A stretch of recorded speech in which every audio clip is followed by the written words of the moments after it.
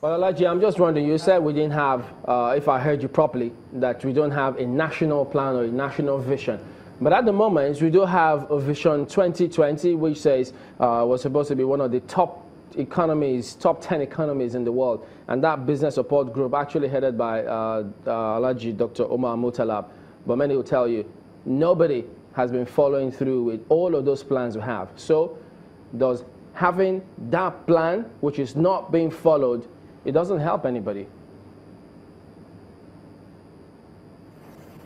Somebody, if you have a plan and you put it in your pocket, what is the use of that plan?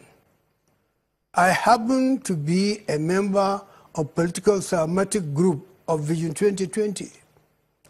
And we did our job there. We gave them the report. Till today, nobody implemented it. It's not that we don't have. We have, but we are not using it. The purpose is to use it. If you are not going to use it, what is the purpose? Why should you have a plan? Mr. Yakasai, if you check Chamberlain, check the first National Development Plan of Tafawa Balewa. If you check by the time he was killed in 1966, you will see the implementation of that plan. Check the Vision 2020 to today, from the day it was completed. Has it been launched even? It has not been formally launched. So it's one thing to put something in paper and put it in your pocket. And it is entirely different to come and begin to implement it. Until you begin to implement plan, you have no plan.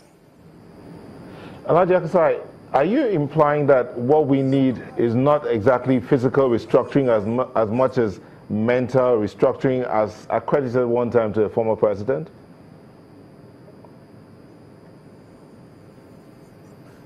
He's quite right to some extent. What my problem with General Obasanjo is that you don't find him to be consistent. He's not a politician, so I don't blame him for that. But I think what I want, we have been urging for, is a blueprint for restructuring. Now, some people have started to speak out. Emeka Anyaku started by saying that we should go back to 1963 Constitution, where we had 4 regions: North, West, East, and Midwest. Then there was a gathering of some Afenifere leaders in Ibadan. They said they wanted us to go back to 1963 Constitution. But they created 6 regions. In 1963, we don't have 6 regions. We either eat our cake or we have it. If we want to go back to 1963 situation, we go back to 4 regions. If we want to create more, then we use the provision of 1963 Constitution to create more, whatever number we want to create. But let's go back to the 1963 Constitution. I personally, I'm not speaking on behalf of anybody. I'm speaking on behalf of myself. From my experience, I would like to go back to 1963 Constitution. Why? Because Northern Nigeria is able to develop when it was a single entity. Now we have 19 or 20 administrative units, 19 states and Abuja. All the 19 plus Abuja spent 70% of their revenue in bureaucracy, salary, allowances, and so on, not on development. They didn't develop agriculture. They didn't develop even power to provide for industries. Kano, which has about 6,000 industries, we don't have even 500 now. Or 50, no, 500. We don't have 500 now. So now if they can concentrate among the dams built by Audubako, there are about 10 or 15 that can generate power.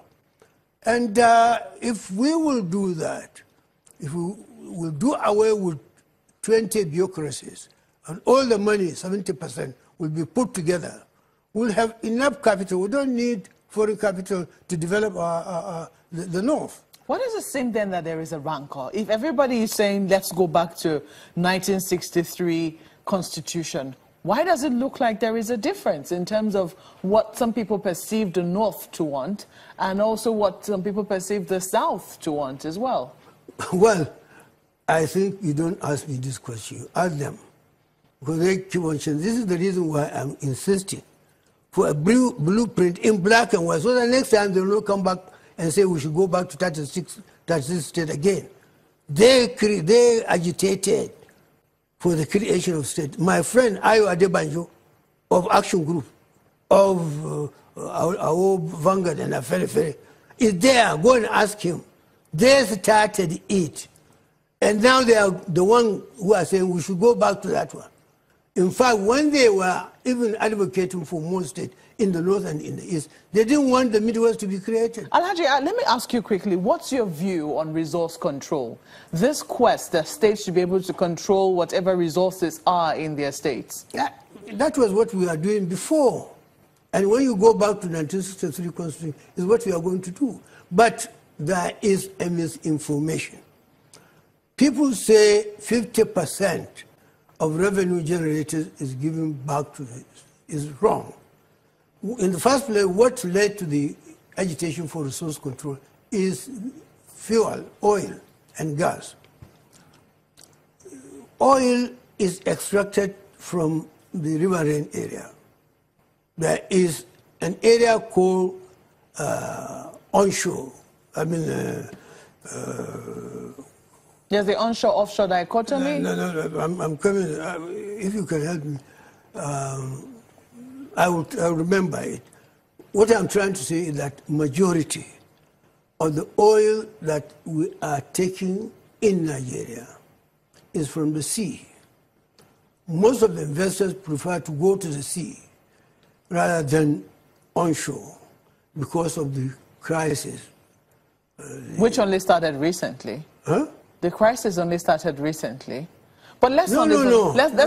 Will you say Ogoni crisis started recently? By that, I mean, if oil was found... crisis that scared them to go into the sea. What I'm trying to say is that the sea is a Nigerian territorial waters. There's no River State territorial waters. There's no Lagos State territorial waters. There's no Akwa Ibom territorial waters. So anything that will be taken from onshore, no problem. Let's be shared in whatever form. But when the granite, cocoa, and so on were contributing to the economy, the revenue shared on 50% basis to the regions were only in respect of mineral royalties and rent, but not on the total revenue. Okay. Today we are taking 13% of the total revenue onshore, onshore, to give to state, the so-called littoral state. Alhaji, when they didn't work for it, farmers work for that. Alhaji, I'm afraid that we've totally run out of time. I'm so sorry that I have to interrupt you there. But we have to thank you most kindly for coming on Sunrise Daily. Thank you. We've been speaking with Alhaji Tanko Yakasai, OFR, who is a former presidential advisor in the Second Republic.